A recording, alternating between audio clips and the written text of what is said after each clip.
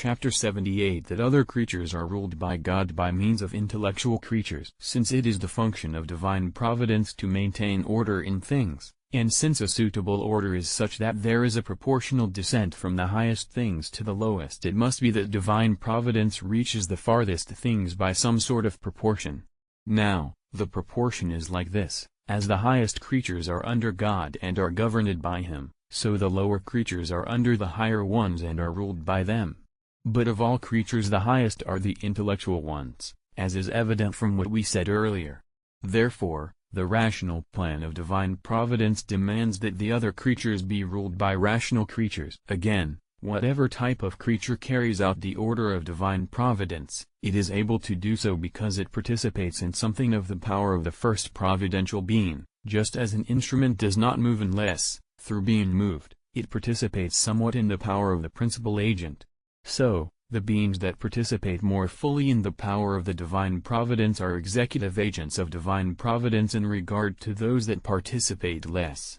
But intellectual creatures participate more than others in it, because an ability to establish order which is done by cognitive power, and an ability to execute it which is cloned by operative power, are both required for providence, and rational creatures share in both types of power, while the rest of creatures have operative powers only.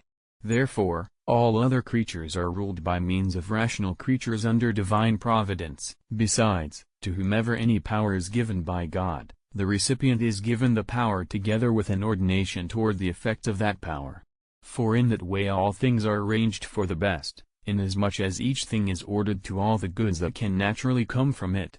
Now, the intellectual power by itself is capable of ordering and ruling, hence, we see that the operative power follows the direction of the intellective power, when they are combined in the same subject.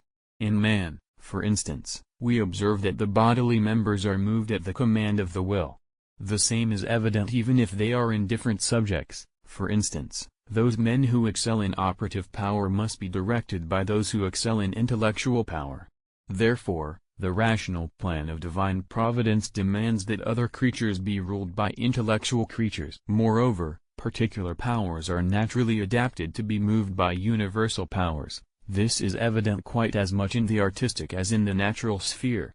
Now, it is obvious that intellectual power is more universal than any operative power, for the intellectual power contains universal forms, while each power is operative only because of some form proper to the agent.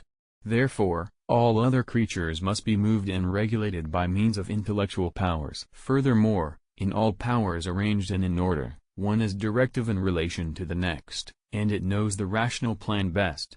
Thus, we see in the case of the arts that one art, which is concerned with the end from which the plan for the entire artistic production is derived, directs and commands another art which makes the product, as the art of navigation does in regard to shipbuilding.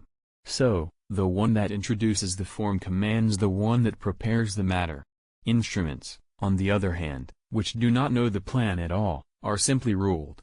Since only intellectual creatures can know the rational plans for the ordering of creatures, it will therefore be their function to rule and govern all other creatures. Again, that which is of itself is the cause of that which is through another. But only intellectual creatures operate by themselves, in the sense that they are masters of their operations through free choice of their will.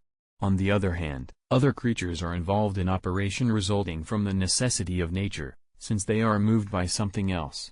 Therefore, intellectual creatures by their operation are motivating and regulative of other creatures.